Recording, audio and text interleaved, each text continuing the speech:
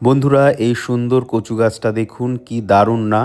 এই গাছটা কিন্তু আমার কেনা গাছ নয়। এটা আমি রাস্তার পাশ থেকে কালেক্ট করেছি। একদিন রাস্তা দিয়ে যেতে যেতে হঠাৎ করে দেখি এরকম সুন্দর কচু হয়ে রয়েছে।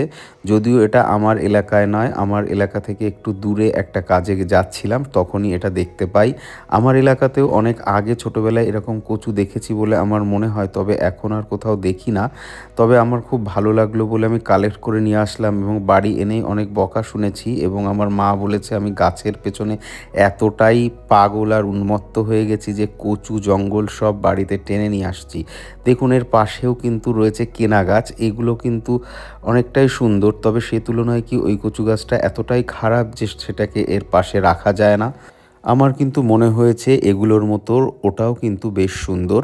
যেহেতু রাস্তায় এবং দেশি কচু বলে অনেকে এটার কোনো যত্ন করে না এবং যত্ন করে বাড়িতে লাগায় না। বাড়িতে যত্ন করে লাগালে কিন্তু এগুলো অনেক সুন্দর হয়ে ওঠে। দেখুন বন্ধুরা, এগুলো সব কিনে আনা ক্যালাডিয়াম।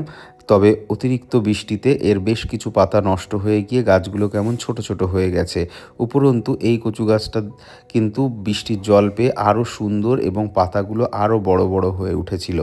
দেখুন বন্ধুরা, গাছগুলো কত সুন্দর লাগছে এক জায়গায় রাখার পরে। এগুলো আমার অর্কিড শেডের মধ্যে নিচে রয়েছে। অর্কিড শেডের কম্পেনিয়ান হিসাবে কিন্তু এই গাছ খুবই সুন্দর। এর পাশে কিছু সিঙ্গোনিয়ামও রাখা যায়। সিঙ্গোনিয়াম এবং ক্যালাডিয়াম একসাথে মিলেমিশে রয়েছে, এবং কিছু ফার্ন গাছও দেখতে পাচ্ছেন। একটা সুন্দর মেইডেন হেয়ার ফার্নও রয়েছে আমার কালেকশানে। দেখুন কি দারুণ লাগে না? ওপরে অর্কিড এবং নিচে এই ক্যালাডিয়াম।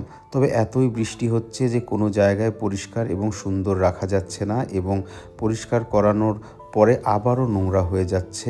কারণ গত ১-১.৫ মাস ধরে আমার এলাকাতে মনে হয় একটা দিনও এমন যায়নি যেদিন বৃষ্টি হয়নি। এমনও হয়েছে কোনো কোনো দিন হয়তো ৫ মিনিটও বৃষ্টি বন্ধ হয়নি। এতটা বৃষ্টি, সত্যি কথা বলতে যেন চির বর্ষার দেশে আমরা বাস করছি। জানি না এরকম নিম্নচাপ হতে থাকলে ইন ফিউচার গাছপালা করা যাবে কি না। আমার এলাকায় সবথেকে বেশি বৃষ্টি হচ্ছে বলে আমার তো মনে হচ্ছে। অনেক জায়গাতেই শুনছি ২-১ দিন মাঝে মধ্যে বৃষ্টি হচ্ছে না, কিন্তু নর্থ ২৪ পরগনায় এতটাই বৃষ্টি হচ্ছে যে সমস্ত জায়গায় প্রায় পচে গেল। ভবিষ্যতে বোগেনভিলিয়া আর অ্যাডেনিয়াম কতটা করা যাবে সে বিষয়ে কিন্তু যথেষ্ট সন্দেহ রয়েছে।